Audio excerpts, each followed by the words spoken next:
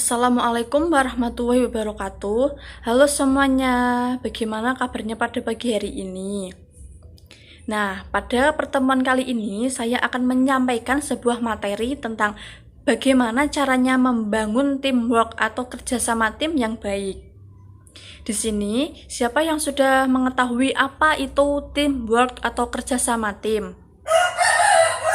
Ya, menurut Harris dan Harris dalam Savitri tahun 2012 menjelaskan bahwa tim memiliki tujuan bersama atau tujuan di mana anggota tim dapat mengembangkan keefektifan dan hubungan timbal balik untuk mencapai sebuah tujuan dalam tim tersebut. Menurut Katzenbach dan Smith menyatakan bahwa tim adalah orang dengan keterampilan yang saling melengkapi, berkomitmen untuk maksud bersama, menghasilkan tujuan-tujuan yang akan dicapai. Sedangkan menurut Andrew Carnegie dalam Kaswan tahun 2017 menyatakan bahwa kerjasama tim ialah kemampuan bekerja sama untuk mencapai visi bersama. Jadi, kerjasama tim itu adalah sekumpulan orang yang ada dalam organisasi untuk mencapai tujuan bersama dalam sebuah tim tersebut. Selanjutnya itu ada pentingnya teamwork. Untuk mencapai kerjasama tim yang baik bukanlah hal yang mudah. Perlu ditumbuhkan sikap positif di antara anggota tim tersebut. Yang pertama itu ada saling memberikan dukungan antar anggota kelompok, saling mendengarkan, dan saling memberikan apresiasi. Sebuah tim dalam organisasi akan terjadi penentu atau sukses tidaknya organisasi tersebut. Maka dari itu, sangat diperlukan adanya kerjasama tim yang baik dalam melaksanakan tugas dan tanggung jawab dalam keorganisasian tersebut. Nah, sekarang bagaimanakah caranya membangun suatu teamwork yang baik? Ya, di sini saya akan menjelaskan tentang bagaimana caranya membangun teamwork. Membangun teamwork yang baik itu ada 8 hal yang harus diperhatikan. Yang pertama itu membangun trust atau rasa percaya. Unsur dasar dan utama dalam pembentukan sebuah tim adalah adanya rasa percaya antar anggota kelompok. Rasa percaya tersebut dapat menimbulkan komitmen untuk bekerja sama, memberikan kenyamanan untuk saling bertukar pikiran dan berbagi ketika terdapat masalah, baik masalah pribadi maupun masalah anggota tim. Keterbukaan ini akan memudahkan tim untuk mampu memecahkan segala permasalahan-permasalahan yang ada dalam tim tersebut. Yang kedua itu ada membangun partnership. Setelah terus terbentuk dengan baik, maka harus dilakukan adanya membangun atau menjaga kesatuan dalam tim tersebut. Semua anggota harus menyadari bahwa semua anggota itu adalah tim, teman, sahabat, dan bukan musuh. Jika menganggap antar tim itu partner, maka mereka akan memberikan rasa nyaman sehingga dapat melakukan pekerjaan bersama dengan baik dan menghasilkan kinerja yang maksimal. Dan apabila dalam tim tersebut terjadi permusuhan, maka kalau mau bekerja itu kan rasanya ada rasa kayak kurang nyaman sehingga menghasilkan kinerja yang kurang baik. Nah, yang ketiga itu ada memberikan sharing.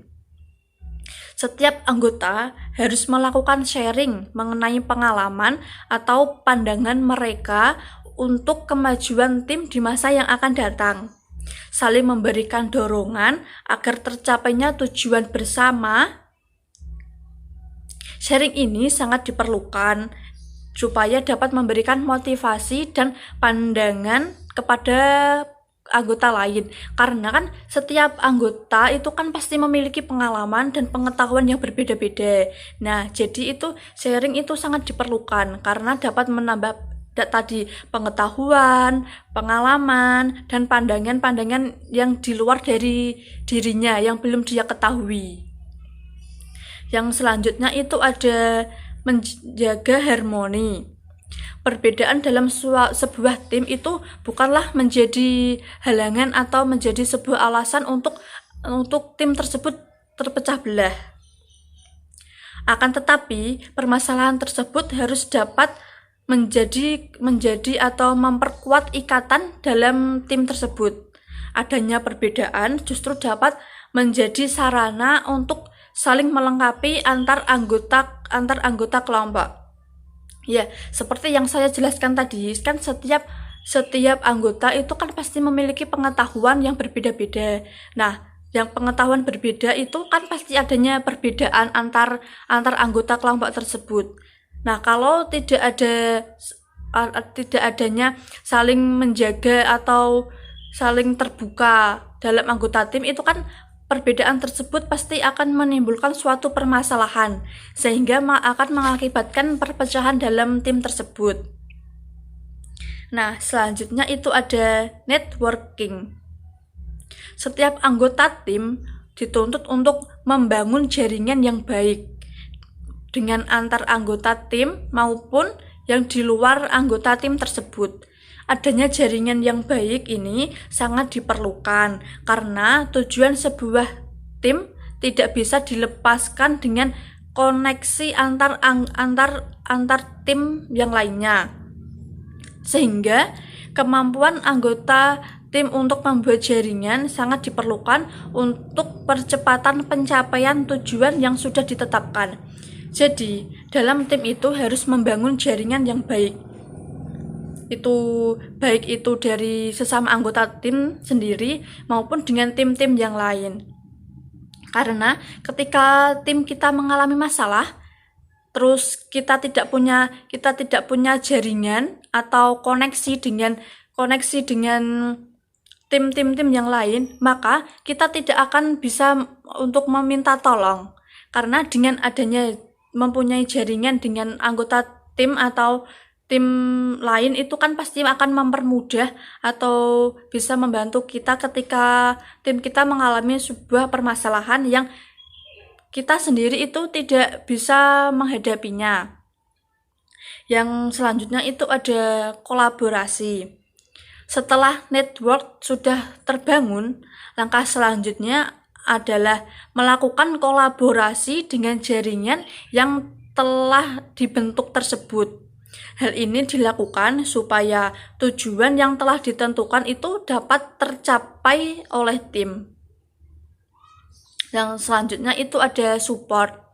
Setiap anggota tim dituntut untuk saling memberikan dukungan kepada individu atau semua anggota yang ada dalam tim tersebut.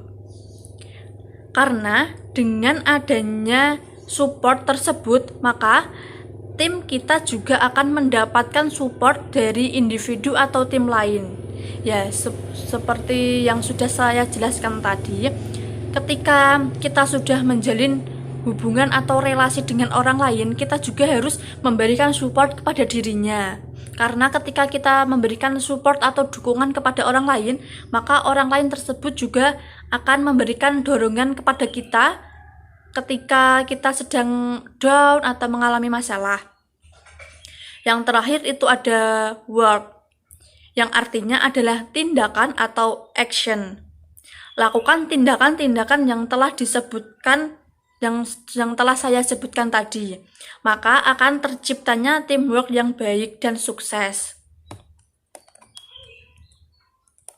Yang selanjutnya itu mengapa teamwork itu sangat penting? Karena dengan adanya teamwork, maka akan membuat pekerjaan itu menjadi lebih ringan, lebih mudah untuk dikerjakan. Hal tersebut dapat terjadi karena masing-masing anggota dapat bekerja sama dan saling melengkapi kekurangan dan kelebihan antar anggota tim yang lain. Selain itu, dengan memaksimalkan potensi masing-masing orang yang ada di dalam kelompok tersebut, maka pekerjaan pun akan lebih cepat selesai dan dengan hasil yang maksimal. Itulah sebabnya membangun teamwork sangat penting dan sangat perlu dilakukan.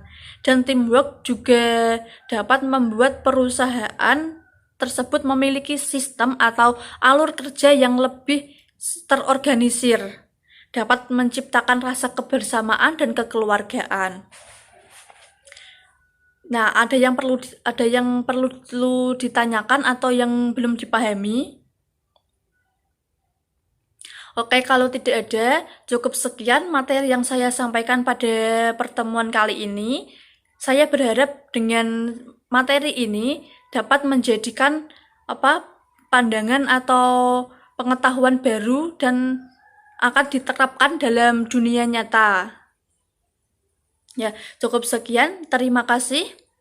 Saya mohon maaf apabila ada kekurangan atau salah mengucapkan kata-kata, dan saya akhiri. Wassalamualaikum warahmatullahi wabarakatuh.